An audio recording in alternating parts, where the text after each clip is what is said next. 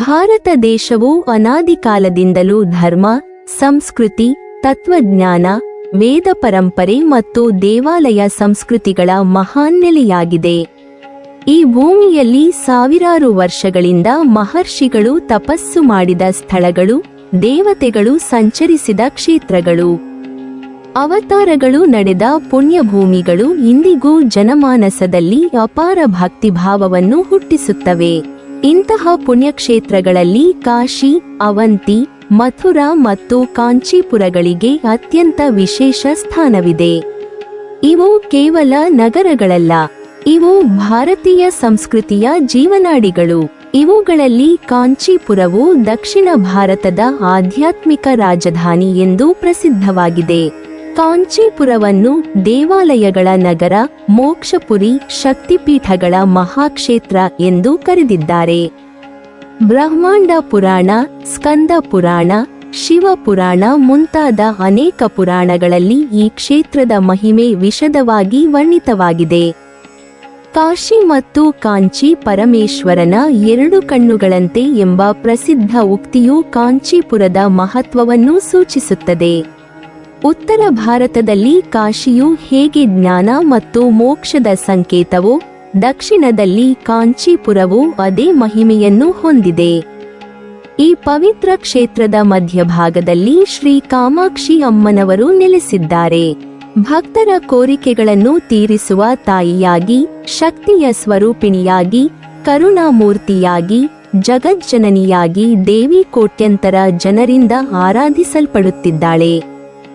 ಕಾಮಾಕ್ಷಿ ದೇವಾಲಯವು ಕೇವಲ ಒಂದು ದೇವಸ್ಥಾನವಲ್ಲ, ಅದು ಶಕ್ತಿ, ಶಿವತತ್ವ, ಭಕ್ತಿ, ತಪಸ್ಸು ಮತ್ತು ಆಧ್ಯಾತ್ಮಿಕ ಸಾಧನೆಯ ಕೇಂದ್ರವಾಗಿದೆ. ಕಾಂಚೀಪುರವು ತಮಿಳುನಾಡಿನ ಅತ್ಯಂತ ಪುರಾತನ ನಗರಗಳಲ್ಲಿ ಒಂದು. ಈ ನಗರವು ಸುಮಾರು 2000 ವರ್ಷಗಳಿಗಿಂತಲೂ ಹೆಚ್ಚು ಪುರಾತನವೆಂದು ಇತಿಹಾಸಕಾರರು ಹೇಳುತ್ತಾರೆ. ಆದರೆ ಪುರಾಣಗಳ ಪ್ರಕಾರ ಈ ಕ್ಷೇತ್ರದ ಮಹಿಮೆ ತ್ರೇತಾ ಮತ್ತು ದ್ವಾಪರ ಯುಗಗಳಲ್ಲಿಯೇ ಪ್ರಸಿದ್ಧವಾಗಿತ್ತು. ಮಹರ್ಷಿಗಳು ತಪಸ್ಸು ಮಾಡಿದ ನೆಲೆಯಾಗಿ, ದೇವತೆಗಳು ಸಂಚರಿಸಿದ ಕ್ಷೇತ್ರವಾಗಿ, ಶಿವಪಾರ್ವತಿಯರ ದಿವ್ಯಲೀಲೆಗಳು ನಡೆದ ಸ್ಥಳವಾಗಿ ಕಾಂಚೀಪುರವು ಶಾಶ್ವತ ಮಹತ್ವವನ್ನು ಹೊಂದಿದೆ. ಪ್ರಾಚೀನ ಕಾಲದಲ್ಲಿ ಕಾಂಚೀಪುರವು ವಿದ್ಯಾಭ್ಯಾಸದ ಮಹಾಕೇಂದ್ರವಾಗಿತ್ತು. ವೇದ, ಶಾಸ್ತ್ರ, ತರ್ಕ, ವ್ಯಾಕರಣ, ಮೀಮಾಂಸೆ, ಸಂಗೀತ ಮತ್ತು ಕಲಾ ಶಿಕ್ಷಣಗಳಿಗಾಗಿ ದೇಶದ ನಾನಾ ಭಾಗಗಳಿಂದ ವಿದ್ಯಾರ್ಥಿಗಳು ಇಲ್ಲಿ ಬರುತ್ತಿದ್ದರು. ಪಲ್ಲವ ರಾಜರ ಕಾಲದಲ್ಲಿ ಕಾಂಚೀಪುರವು ದಕ್ಷಿಣ ಭಾರತದ ಸಾಂಸ್ಕೃತಿಕ ರಾಜಧಾನಿಯಾಯಿತು. ಅನೇಕ ದೇವಾಲಯಗಳು, ವಿದ್ಯಾಪೀಠಗಳು ಮತ್ತು ಮಠಗಳು ನಿರ್ಮಾಣಗೊಂಡವು. ಕಾಂಚೀಪುರವು 2 ಪ್ರಮುಖ ಭಾಗಗಳಾಗಿ ಪ್ರಸಿದ್ಧವಾಗಿದೆ. 1. ವಿಷ್ಣುಕಾಂಚಿ. 2. ಶಿವಕಾಂಚಿ. ವಿಷ್ಣುಕಾಂಚಿಯಲ್ಲಿ ವಿಷ್ಣು ದೇವಾಲಯಗಳು ಹೆಚ್ಚಿನ ಸಂಖ್ಯೆಯಲ್ಲಿ ಇದ್ದರೆ, ಶಿವಕಾಂಚಿಯಲ್ಲಿ ಶಿವ ಮತ್ತು ಶಕ್ತಿ ದೇವತೆಗಳ ದೇವಾಲಯಗಳು ಪ್ರಸಿದ್ಧವಾಗಿವೆ. ಶ್ರೀ ಕಾಮಾಕ್ಷಿ ದೇವಾಲಯವು ಶಿವಕಾಂಚಿಯಲ್ಲಿದೆ. ಕಾಮಾಕ್ಷಿ ಎಂಬ ಹೆಸರಿನ ಅರ್ಥವೇ ಅತ್ಯಂತ ಆಳವಾದುದು. ಕಾಮ ಎಂದರೆ ಇಚ್ಛೆ, ಆಶೆ ಅಥವಾ ಮನೋಭಿಲಾಷೆ. ಅಕ್ಷಿ ಎಂದರೆ ಕಣ್ಣು. ತನ್ನ ಕರುಣಾಮಯ ಕಟಾಕ್ಷದಿಂದ ಭಕ್ತರ ಎಲ್ಲಾ ಮನೋಭಿಲಾಷೆಗಳನ್ನು ಪೂರೈಸುವ ತಾಯಿಯೇ ಕಾಮಾಕ್ಷಿ. ದೇವಿಯು ಕೇವಲ ಐಹಿಕ ಸುಖಗಳನ್ನು ಮಾತ್ರ ನೀಡುವುದಿಲ್ಲ. ಜ್ಞಾನ, ಭಕ್ತಿ, ವೈರಾಗ್ಯ, ಆತ್ಮಶಾಂತಿ ಮತ್ತು ಮೋಕ್ಷವನ್ನು ಅನುಗ್ರಹಿಸುವ ಶಕ್ತಿಯಾಗಿ ಆರಾಧಿಸಲ್ಪಡುತ್ತಾಳೆ. ಶ್ರೀವಿದ್ಯಾ ಉಪಾಸಕರಿಗೆ ಕಾಮಾಕ್ಷಿ ದೇವಿಯು ಪರಬ್ರಹ್ಮ ಸ್ವರೂಪಿಣಿ. ಆದಿಶಂಕರಾಚಾರ್ಯರು ಕೂಡ ಕಾಮಾಕ್ಷಿಯನ್ನು ಪರಾಶಕ್ತಿಯಾಗಿ ಸ್ತುತಿಸಿದ್ದಾರೆ. ಕಾಂಚೀಪುರದಲ್ಲಿರುವ ಕಾಮಾಕ್ಷಿ ದೇವಿಯು ಅಷ್ಟಾದಶ ಶಕ್ತಿಪೀಠಗಳಲ್ಲಿ ಒಂದೆಂದು ಅನೇಕರು ನಂಬುತ್ತಾರೆ. ದೇವಿಯ ನಾಭಿಭಾಗ ಇಲ್ಲಿ ಬಿದ್ದಿತೆಂದು ಪುರಾಣಗಳಲ್ಲಿ ಉಲ್ಲೇಖವಿದೆ. ಪುರಾಣಗಳ ಪ್ರಕಾರ ಬಂಧಕಾಸುರ ಎಂಬ ರಾಕ್ಷಸನು ದೇವತೆಗಳಿಗೆ ಭೀಕರ ಕಾಟ ಕೊಡುತ್ತಿದ್ದನು. ಅವನು ಅಪಾರ ಶಕ್ತಿ ಮತ್ತು ಅಹಂಕಾರದಿಂದ ಕೂಡಿದ್ದನು. ಅವನ ಬಲಕ್ಕೆ ದೇವತೆಗಳು ನಲುಗಿ ಹೋಗಿದ್ದರು. ದೇವಲೋಕದಲ್ಲೆಲ್ಲ ಭಯ ಮತ್ತು ಅಶಾಂತಿ ಆವರಿಸಿತ್ತು. ಇವನ ಬಾಧೆಯನ್ನು ಸಹಿಸಲಾರದೆ ದೇವತೆಗಳು ಮಹಾದೇವನನ್ನು ಶರಣಾದರು. ಆಗ ಶಿವನು ಕೈಲಾಸ ಪರ್ವತದ ಒಂದು ಗುಹೆಯ ಮೂಲಕ ಕಾಂಚೀಪುರವನ್ನು ಸೇರಿಕೊಂಡನು. ಶಿವನು ದೇವತೆಗಳಿಗೆ ಜಗನ್ಮಾತೆಯನ್ನು ಪ್ರಾರ್ಥಿಸುವಂತೆ ಸೂಚಿಸಿದನು. ದೇವತೆಗಳು ಕಾಂಚೀಪುರಕ್ಕೆ ಬಂದು ದೇವಿಯ ಆರಾಧನೆ ಮಾಡಿದರು. ಭಕ್ತಿಯಿಂದ ಪೂಜೆ ಸಲ್ಲಿಸಿದರು. ದೇವತೆಗಳ ಭಕ್ತಿಗೆ ಮೆಚ್ಚಿದ ಪರಾಶಕ್ತಿ ಉಗ್ರರೂಪ ತಾಳಿ ಬಂಧಕಾಸುರನೊಂದಿಗೆ ಭೀಕರ ಯುದ್ಧ ನಡೆಸಿದಳು. ದೇವಿಯ ದಿವ್ಯ ಶಕ್ತಿಗೆ ರಾಕ್ಷಸನು ತಡೆಯಲಾಗದೆ ಸಂಹಾರಗೊಂಡನು. ಬಂಧಕಾಸುರನ ಸಂಹಾರದ ನಂತರ ದೇವಿಯ ಉಗ್ರರೂಪ ಶಮನಗೊಂಡಿತು. ಅವಳು ಕರುಣಾಮಯಿಯಾದ ಕಾಮಾಕ್ಷಿ ರೂಪವನ್ನು ತಾಳಿದಳು. ದೇವತೆಗಳು ಜಯಘೋಷ ಮಾಡಿದರು. ಲೋಕದಲ್ಲಿ ಶಾಂತಿ ನೆಲೆಸಿತು. ಈ ಕಥೆಯು ಕಾಮಾಕ್ಷಿಯು ಕೇವಲ ಮೃದು ಸ್ವರೂಪಿಣಿಯಲ್ಲ, ಅಗತ್ಯವಿದ್ದಾಗ ದುಷ್ಟ ಸಂಹಾರ ಮಾಡುವ ಆದಿಶಕ್ತಿ ಎಂಬುದನ್ನು ತೋರಿಸುತ್ತದೆ. ಶಿವಪಾರ್ವತಿಯರು ಕೈಲಾಸದಲ್ಲಿ ಲೀಲಾ ವಿನೋದಗಳಲ್ಲಿ ನಿರತರಾಗಿದ್ದ ಸಂದರ್ಭದಲ್ಲಿ ಪಾರ್ವತಿಯು ಆಟವಾಡುವ ಮನೋಭಾವದಿಂದ ಶಿವನ 2 ಕಣ್ಣುಗಳಲ್ಲಿ ಒಂದನ್ನು ತನ್ನ ಕೈಯಿಂದ ಮುಚ್ಚಿದಳು. ಶಿವನ ಕಣ್ಣುಗಳು ಸೂರ್ಯ ಮತ್ತು ಚಂದ್ರರಂತೆ ಲೋಕಕ್ಕೆ ಬೆಳಕನ್ನು ನೀಡುತ್ತವೆ. ಒಂದು ಕ್ಷಣ ಶಿವನ ಕಣ್ಣು ಮುಚ್ಚುತ್ತಿದ್ದಂತೆ ಜಗತ್ತಿನಲ್ಲಿ ಅಂಧಕಾರ ಆವರಿಸಿತು. ಈ ಲೀಲೆಯ ಪರಿಣಾಮವಾಗಿ ಪಾರ್ವತಿಯ ದೇಹವು ಕಾರ್ಮೋಡದಂತೆ ಕಪ್ಪು ಬಣ್ಣಕ್ಕೆ ತಿರುಗಿತು. ತನ್ನ ಹಿಂದಿನ ದಿವ್ಯರೂಪವನ್ನು ಮರಳಿ ಪಡೆಯಬೇಕೆಂದು ಪಾರ್ವತಿಯು ಶಿವನನ್ನು ಬೇಡಿಕೊಂಡಳು. ಆಗ ಶಿವನು ಪಾರ್ವತಿಗೆ ಭೂಲೋಕದಲ್ಲಿ ತಪಸ್ಸು ಮಾಡುವಂತೆ ಆಜ್ಞಾಪಿಸಿದನು. ಕಾತ್ಯಾಯನ ಮಹರ್ಷಿಗಳ ಆಶ್ರಮದಲ್ಲಿ ಬಾಲಕಿಯಾಗಿ ಜನ್ಮ ತಾಳಿ ನಂತರ ಕಾಶಿ ಮೂಲಕ ಕಾಂಚೀಪುರವನ್ನು ಸೇರಿ ಮರಳಿನಿಂದ ಮಾಡಿದ ಶಿವಲಿಂಗವನ್ನು ಪೂಜಿಸಬೇಕೆಂದು ತಿಳಿಸಿದನು. ಪಾರ್ವತಿಯು ಶಿವಾಜ್ಞೆಯಂತೆ ಕಾತ್ಯಾಯನ ಮಹರ್ಷಿಗಳ ಆಶ್ರಮದಲ್ಲಿ ಬಾಲಕಿಯಾಗಿ ಬೆಳೆದಳು. ನಂತರ ಕಾಶಿಯ ಮೂಲಕ ಕಾಂಚೀಪುರವನ್ನು ಸೇರಿಕೊಂಡಳು. ಅಲ್ಲಿ ಒಂದು ಮಹಾ ಮಾವಿನ ಮರದ ಕೆಳಗೆ ಮರಳಿನಿಂದ ಶಿವಲಿಂಗವನ್ನು ನಿರ್ಮಿಸಿ ಭಕ್ತಿಯಿಂದ ಪೂಜಿಸುತ್ತಾ ತಪಸ್ಸು ಆರಂಭಿಸಿದಳು. ಪಾರ್ವತಿಯು ತಪಸ್ಸಿನಲ್ಲಿ ನಿರತರಾಗಿದ್ದ ಸಮಯದಲ್ಲಿ ನಾರದ ಮಹರ್ಷಿಗಳು ಅಲ್ಲಿಗೆ ಆಗಮಿಸಿದರು. ಅವರು ಪಾರ್ವತಿಗೆ ಪಂಚಬಾಣ ಮಂತ್ರೋಪದೇಶ ಮಾಡಿದರು. ಮನ್ಮಥನಿಗೆ ಸಂಬಂಧಿಸಿದ ಈ ಮಂತ್ರವು ಶಿವನ ಮನಸ್ಸನ್ನು ಆಕರ್ಷಿಸುವ ಶಕ್ತಿಯನ್ನು ಹೊಂದಿದೆ ಎಂದು ಹೇಳಲಾಗಿದೆ. ಪಾರ್ವತಿಯು ಆ ಮಂತ್ರವನ್ನು ಜಪಿಸಲು ಆರಂಭಿಸಿದಳು. ಇದರಿಂದ ಶಿವನಲ್ಲಿ ಅಪಾರವಾದ ತಪೋಗ್ನಿ ಉಂಟಾಯಿತು. ಆ ಅಗ್ನಿಯ ತಾಪವನ್ನು ಶಮನಗೊಳಿಸಲು ಗಂಗಾದೇವಿಯು ಜಲಪ್ರವಾಹವನ್ನು ಹರಿಸಿದಳು. ಆದರೆ ಶಿವನು ಪಾರ್ವತಿಯ ತಪಸ್ಸನ್ನು ಪರೀಕ್ಷಿಸಲು ಗಂಗೆಯ ಪ್ರವಾಹವನ್ನು ಇನ್ನಷ್ಟು ಹೆಚ್ಚಿಸಿದನು. ಮರಳಿನಿಂದ ನಿರ್ಮಿತವಾಗಿದ್ದ ಶಿವಲಿಂಗವು ಪ್ರವಾಹದಲ್ಲಿ ಕೊಚ್ಚಿ ಹೋಗುವ ಪರಿಸ್ಥಿತಿ ಉಂಟಾಯಿತು. ಈ ಸಂದರ್ಭದಲ್ಲಿ ವಿಷ್ಣುವಿನ ಸಲಹೆಯಂತೆ ಪಾರ್ವತಿಯು ಆ ಮರಳಿನ ಲಿಂಗವನ್ನು ತನ್ನ 2 ಕೈಗಳಿಂದ ಬಿಗಿಯಾಗಿ ಅಪ್ಪಿಕೊಂಡಳು. ಅವಳ ಭಕ್ತಿಯು ಪ್ರೀತಿಯು ಶಿವನನ್ನು ಪ್ರಸನ್ನಗೊಳಿಸಿತು. ಶಿವನು ಅವಳ ಮುಂದೆ ಪ್ರತ್ಯಕ್ಷನಾಗಿ ಅವಳನ್ನು ಅನುಗ್ರಹಿಸಿದನು. ದೇವತೆಗಳೆಲ್ಲರೂ ಸೇರಿ ಶಿವಪಾರ್ವತಿಯರ ದಿವ್ಯ ವಿವಾಹವನ್ನು ನೆರವೇರಿಸಿದರು. ಶಿವಪಾರ್ವತಿಯರ ವಿವಾಹದ ಸಂದರ್ಭದಲ್ಲಿ ದೇವತೆಗಳು ಆನಂದಭರಿತರಾದರು.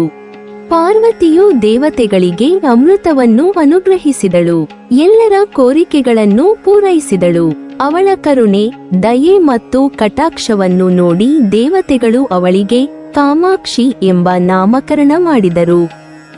ಅಂದಿನಿಂದ ಕಾಮಾಕ್ಷಿ ದೇವಿಯು ಏಕಾಮೇಶ್ವರನೊಂದಿಗೆ ಕಾಂಚೀಪುರದಲ್ಲೇ ನೆಲೆಸಿದಳೆಂದು ಪುರಾಣಗಳು ಹೇಳುತ್ತವೆ.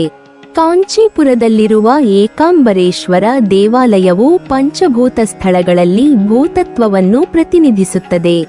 ಇಲ್ಲಿ ಶಿವನು ಭೂಮಿಯ ರೂಪದಲ್ಲಿ ಆರಾಧಿಸಲ್ಪಡುತ್ತಾನೆ.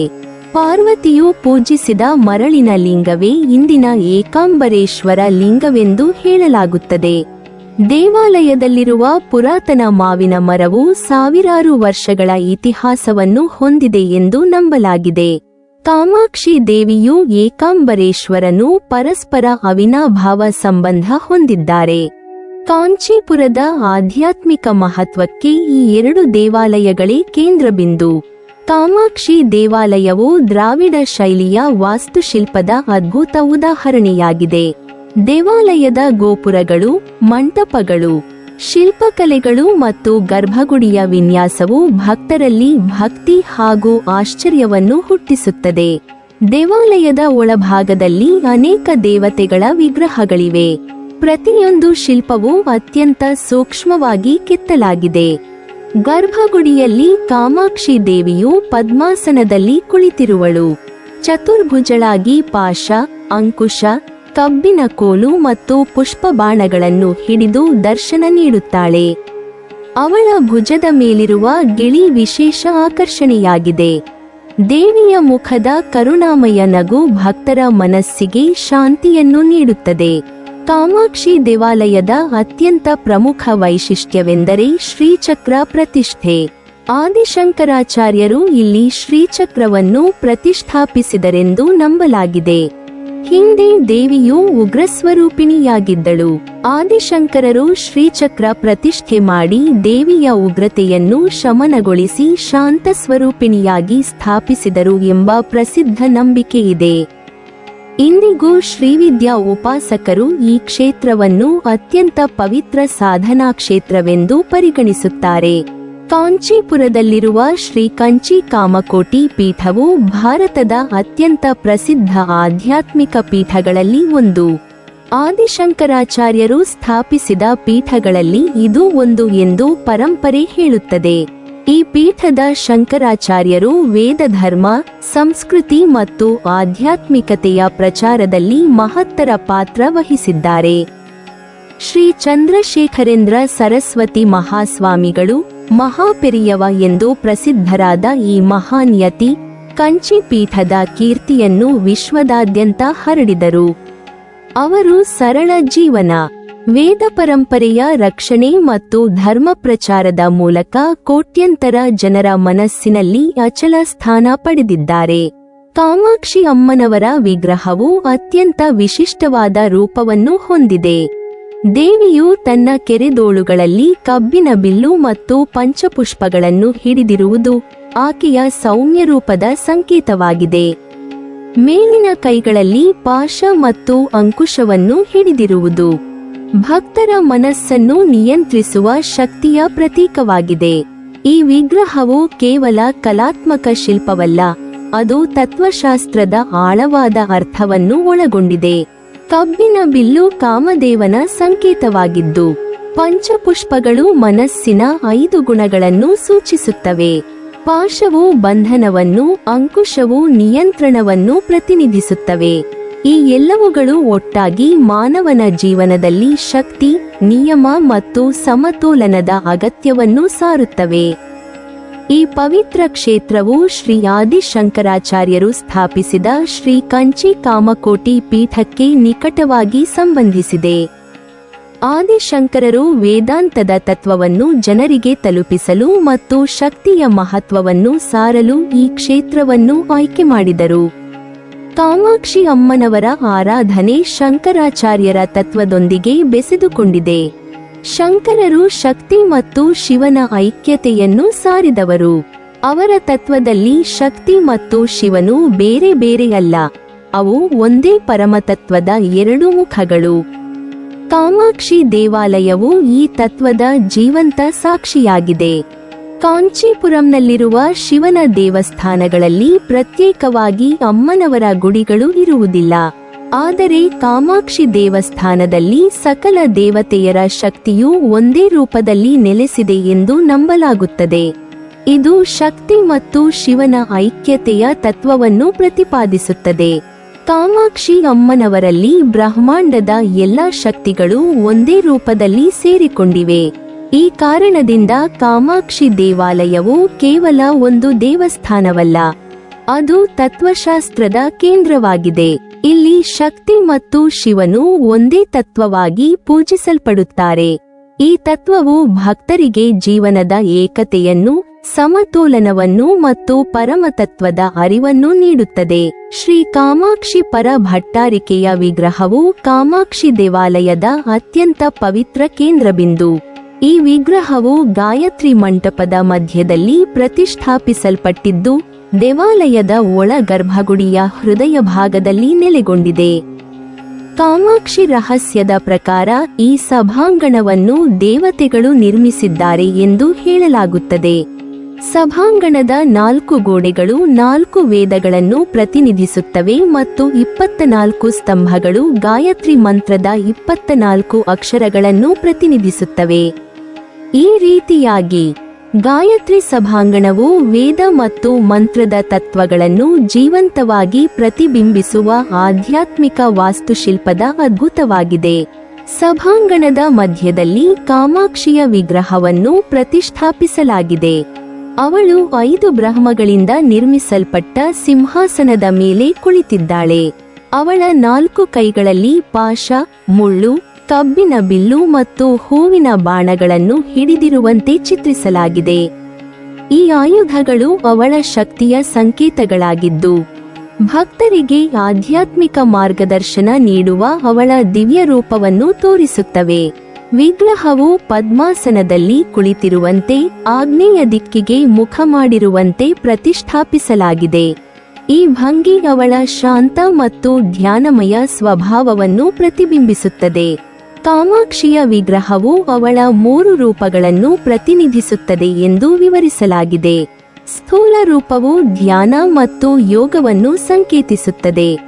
ಸೂಕ್ಷ್ಮ ರೂಪವು ಮಂತ್ರ ಮತ್ತು ಯಂತ್ರವನ್ನು ಸಂಕೇತಿಸುತ್ತದೆ ಮತ್ತು ಕರಣ ಅಥವಾ ವಾಸನಾತ್ಮಕ ರೂಪವು ಆಧ್ಯಾತ್ಮಿಕ ಅನುಭವದ ಆಳವಾದ ಅಂಶಗಳನ್ನು ಪ್ರತಿನಿಧಿಸುತ್ತದೆ.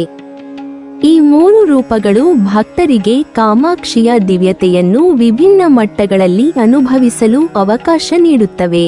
ವಿಗ್ರಹದ ಮುಂದೆ ಶ್ರೀ ಯಂತ್ರವಿದ್ದು, ದೇವಾಲಯದ ಇತಿಹಾಸದ ಪ್ರಕಾರ ಇದನ್ನು ಆದಿಶಂಕರಾಚಾರ್ಯರು ಅಲ್ಲಿ ಪ್ರತಿಷ್ಠಾಪಿಸಿದ್ದಾರೆ. ಶ್ರೀ ಯಂತ್ರವು ಕಾಮಾಕ್ಷಿಯ ಶಕ್ತಿಯ ಆಧ್ಯಾತ್ಮಿಕ ಕೇಂದ್ರವಾಗಿದ್ದು, ಭಕ್ತರಿಗೆ ತಾಂತ್ರಿಕ ಮತ್ತು ಮಂತ್ರಶಾಸ್ತ್ರದ ಅನುಭವವನ್ನು ನೀಡುತ್ತದೆ. ಕಾಮಾಕ್ಷಿ ದೇವಾಲಯದ ಈ ವಿಗ್ರಹವು ಕೇವಲ ಒಂದು ದೇವತೆಯ ಪ್ರತಿಮೆ ಅಲ್ಲ, ಅದು ವೇದ, ಮಂತ್ರ, ಯಂತ್ರ ಮತ್ತು ಆಧ್ಯಾತ್ಮಿಕ ತತ್ವಗಳ ಸಮಗ್ರ ಪ್ರತಿನಿಧಿಯಾಗಿದೆ.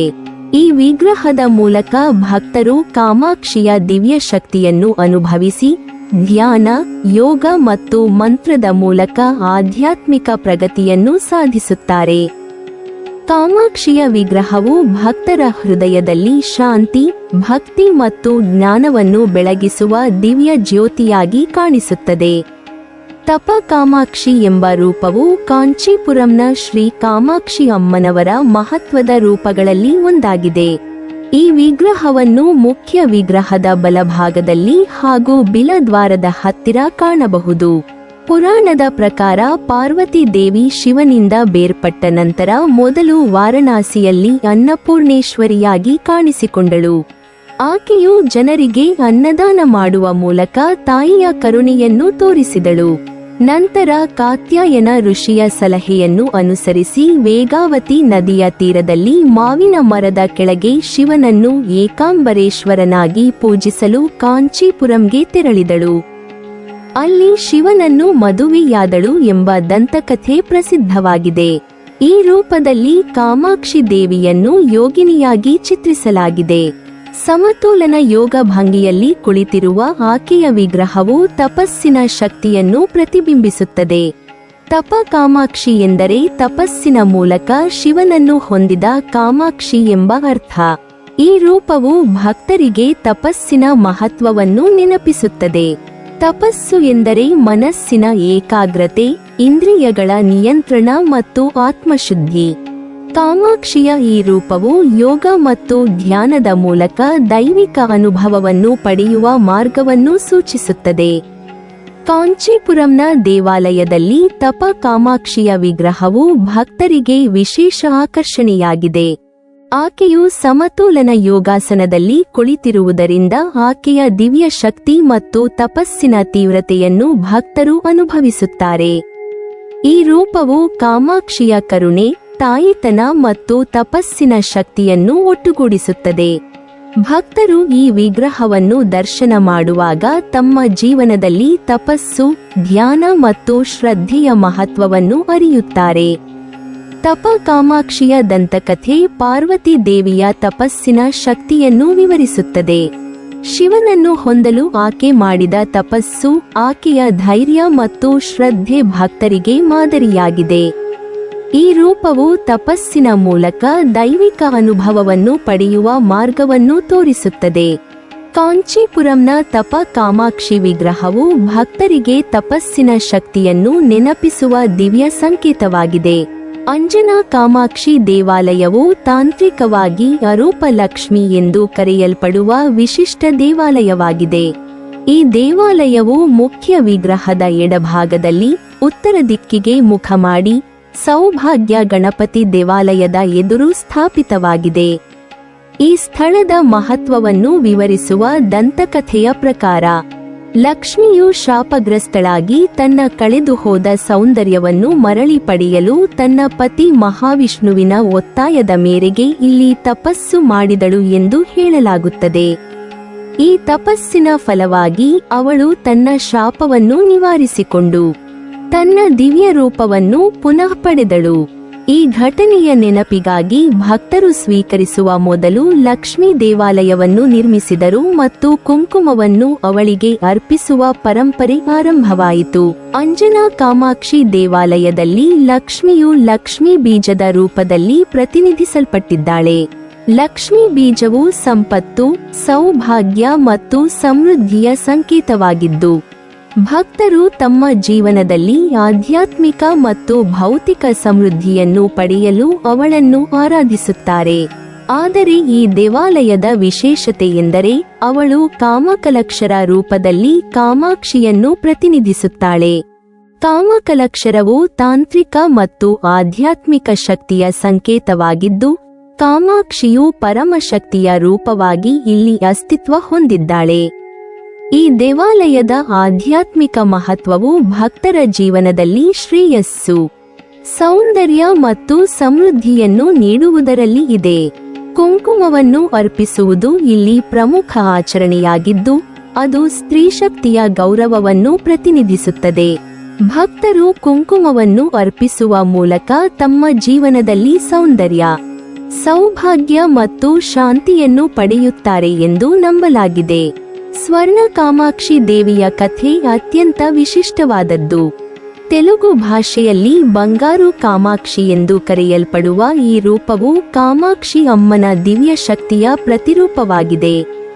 ಕಾಮಾಕ್ಷಿ ದೇವಿ ತನ್ನ ಮೂರನೇ ಕಣ್ಣಿನಿಂದಲೇ ಈ ರೂಪವನ್ನು ಸೃಷ್ಟಿಸಿದಳು ಎಂಬ ನಂಬಿಕೆ ಇದೆ.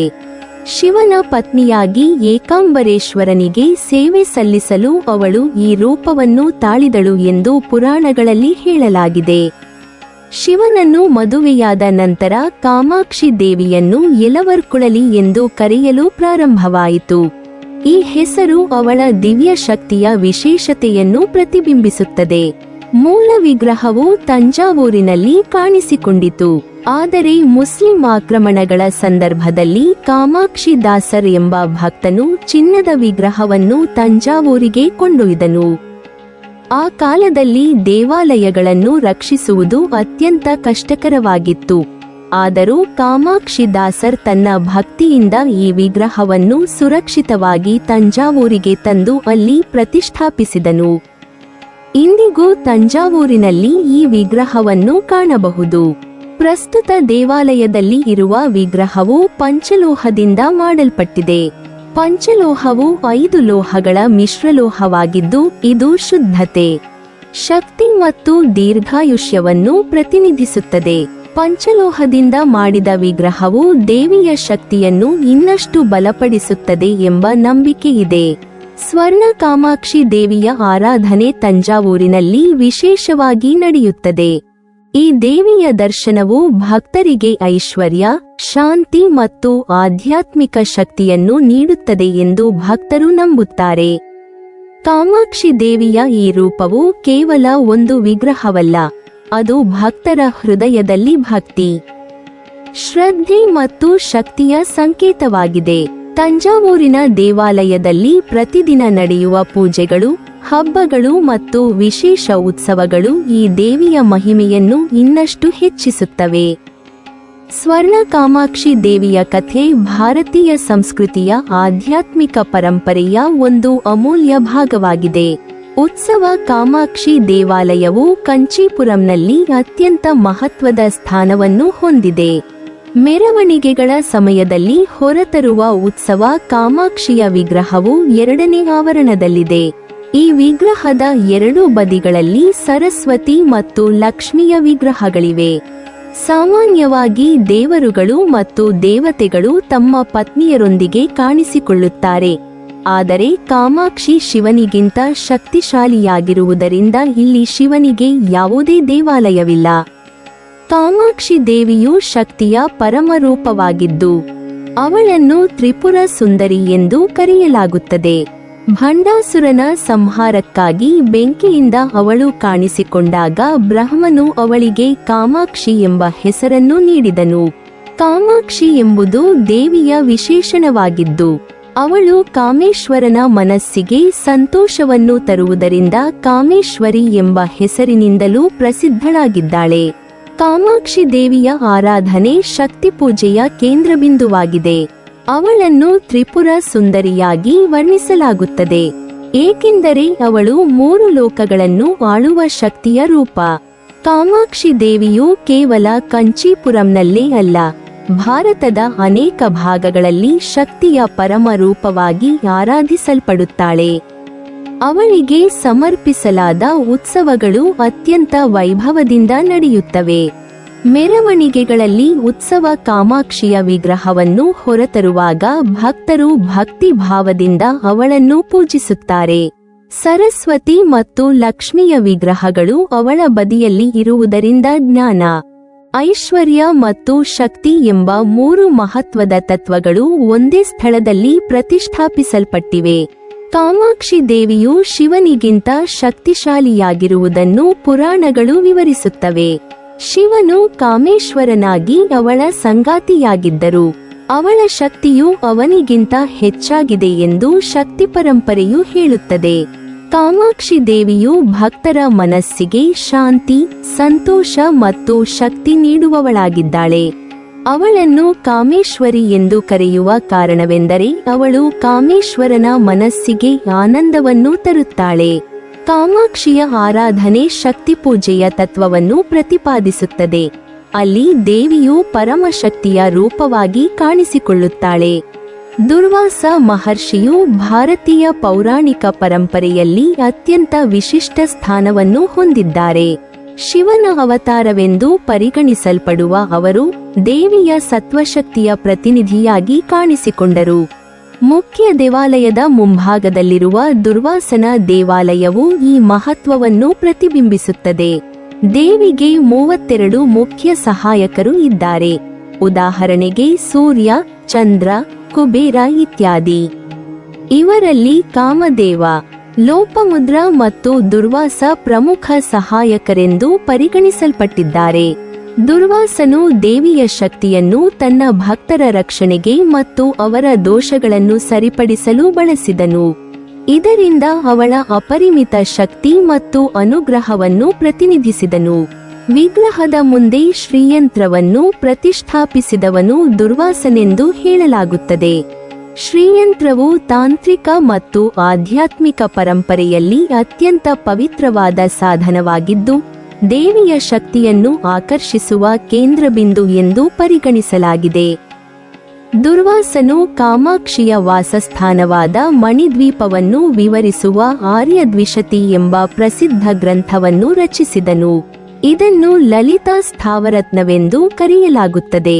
ಈ ಕೃತಿಯಲ್ಲಿ ಕಾಮಾಕ್ಷಿಯ ಮಹಿಮೆ, ಅವಳ ವಾಸಸ್ಥಾನ ಮತ್ತು ಅವಳ ಶಕ್ತಿಯ ವೈಭವವನ್ನು ಅತ್ಯಂತ ಕಾವ್ಯಮಯವಾಗಿ ವಿವರಿಸಲಾಗಿದೆ. ಅವರು ತ್ರಿಪುರ ಮಹಿಮ್ನ ಸ್ತೋತ್ರವನ್ನು ರಚಿಸಿದರು. ಇದು ಸಂಪೂರ್ಣ ಶಾಸ್ತ್ರವೆಂದು ಪರಿಗಣಿಸಲ್ಪಟ್ಟಿದೆ. ಈ ಸ್ತೋತ್ರವು ತ್ರಿಪುರ ಸುಂದರಿಯ ಮಹಿಮೆಯನ್ನು ವಿವರಿಸುತ್ತದೆ. ಅದೇ ರೀತಿ ಪರಶಂಭೋ ಮಹಿಮಾ ಸ್ತೋತ್ರವನ್ನು ಸಹ ರಚಿಸಿದರು. ಇದು ಶಿವನ ಪರಮೋನ್ನತ ಮಹಿಮೆಯನ್ನು ಸಾರುತ್ತದೆ. ದುರ್ವಾಸನ ಜೀವನದಲ್ಲಿ ಒಂದು ವಿಶೇಷ ಘಟನೆ ಎಂದರೆ ಸರಸ್ವತಿಯ ಶಾಪ.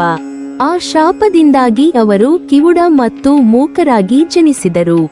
ಆದರೆ ಕಾಮಾಕ್ಷಿಯ ಅನುಗ್ರಹ ದೀಕ್ಷೆಯಿಂದ ಅವರು ಆ ಶಾಪದ ಒಂದು ಭಾಗವನ್ನು ನಿವಾರಿಸಿಕೊಂಡರು.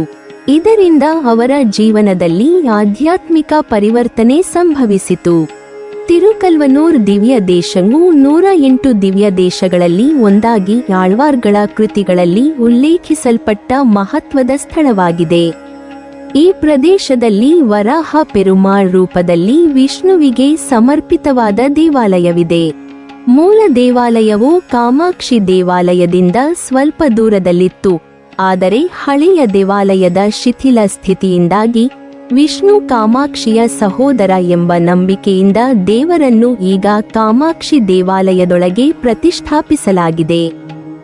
ಇದರಿಂದ ಕಾಮಾಕ್ಷಿ ಮತ್ತು ವಿಷ್ಣುವಿನ ಸಂಬಂಧವನ್ನು ಸ್ಥಳೀಯರು ವಿಶೇಷವಾಗಿ ಗೌರವಿಸುತ್ತಾರೆ. ಈ ದೇವಾಲಯದ 3ನೇ ಆವರಣದಲ್ಲಿ ವಿಷ್ಣುವಿನ ಹಯಗ್ರೀವ ಅವತಾರ ಮತ್ತು ಅಗಸ್ತ್ಯ ಋಷಿಗೆ ಸಮರ್ಪಿತವಾದ ದೇವಾಲಯವಿದೆ. ಪುರಾಣಗಳಲ್ಲಿ ಹೇಳುವಂತೆ ಅಗಸ್ತ್ಯರು ಹಯಗ್ರೀವನಿಂದ ಲಲಿತಾ ಸಹಸ್ರನಾಮವನ್ನು ಕಲಿತ ಸ್ಥಳವೇ ಇದೆ. ಹಯಗ್ರೀವನು ಜ್ಞಾನ ಮತ್ತು ವಿದ್ಯೆಯ ದೇವತೆ ಎಂದು ಪರಿಗಣಿಸಲ್ಪಟ್ಟಿದ್ದು, ಅಗಸ್ತ್ಯರಿಗೆ ಈ ಮಹತ್ವದ ಸ್ತೋತ್ರವನ್ನು ಬೋಧಿಸಿದ ಘಟನೆ ಈ ಸ್ಥಳದ ಪಾವಿತ್ರ್ಯವನ್ನು ಹೆಚ್ಚಿಸುತ್ತದೆ. ಹಯಗ್ರೀವ ದೇವಾಲಯವು ವಿದ್ಯಾರ್ಥಿಗಳು ಮತ್ತು ಜ್ಞಾನಾರ್ಜನೆಗೆ ಆಸಕ್ತರಾಗಿರುವ ಭಕ್ತರಿಗೆ ವಿಶೇಷ ಆಕರ್ಷಣೆಯಾಗಿದೆ. ಏಕೆಂದರೆ ಅವರು ಇಲ್ಲಿ ಪ್ರಾರ್ಥನೆ ಮಾಡುವುದರಿಂದ ವಿದ್ಯಾಭ್ಯಾಸದಲ್ಲಿ ಯಶಸ್ಸು ದೊರೆಯುತ್ತದೆ ಎಂಬ ನಂಬಿಕೆ ಇದೆ.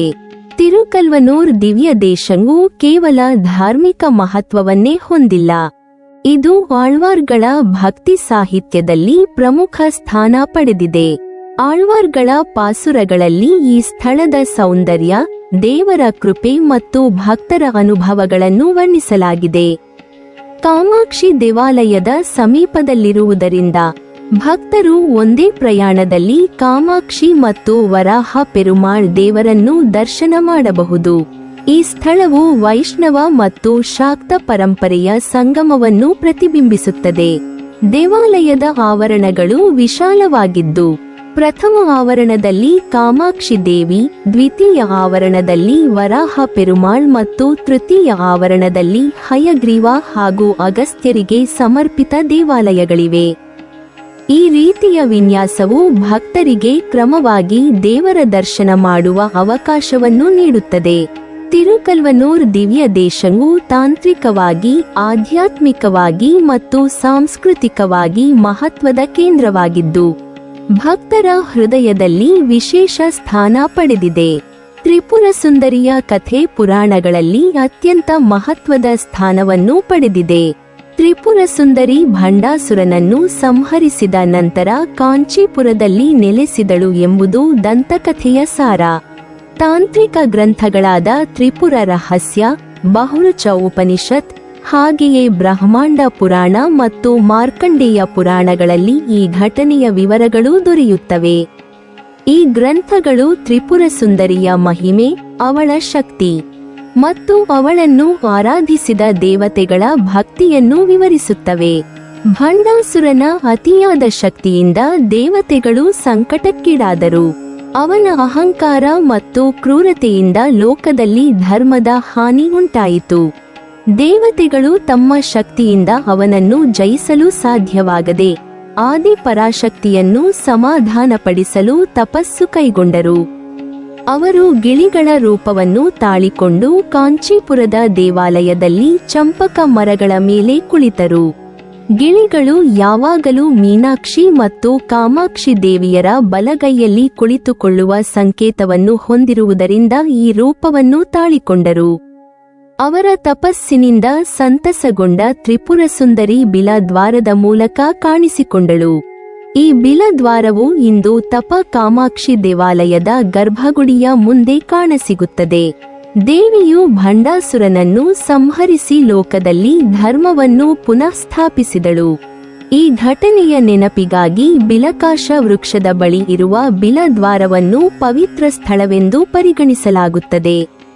ತ್ರಿಪುರ ಸುಂದರಿಯ ಈ ಕತೆ ಕೇವಲ ಪೌರಾಣಿಕ ಘಟನೆ ಮಾತ್ರವಲ್ಲ, ಅದು ಭಕ್ತಿಯ, ಶಕ್ತಿಯ ಮತ್ತು ಧರ್ಮದ ಸಂಕೇತವಾಗಿದೆ. ಕಾಂಚೀಪುರದಲ್ಲಿ ಅವಳ ನೆಲೆಸುವಿಕೆ ತಾಂತ್ರಿಕ ಮತ್ತು ಪುರಾಣಿಕ ಗ್ರಂಥಗಳಲ್ಲಿ ವಿಶೇಷವಾಗಿ ಉಲ್ಲೇಖವಾಗಿರುವುದು ಈ ಸ್ಥಳದ ಆಧ್ಯಾತ್ಮಿಕ ಮಹತ್ವವನ್ನು ಹೆಚ್ಚಿಸುತ್ತದೆ. ತ್ರಿಪುರ ಸುಂದರಿಯ ಆರಾಧನೆ ತಾಂತ್ರಿಕ ಮಾರ್ಗದಲ್ಲಿ ಅತ್ಯಂತ ಮುಖ್ಯವಾದದ್ದು. ಅವಳನ್ನು ಪರಮಶಕ್ತಿಯ ರೂಪವಾಗಿ ಭಕ್ತರು ಪೂಜಿಸುತ್ತಾರೆ. ಶಿವನು ಶಕ್ತಿಯ ಅವಿಭಾಜ್ಯ ಪತಿಯಾಗಿ 4 ಯುಗಗಳಲ್ಲಿ ದೇವಿಯನ್ನು ಪೂಜಿಸಿದನೆಂದು ಪುರಾಣಗಳಲ್ಲಿ ವಿವರಿಸಲಾಗಿದೆ.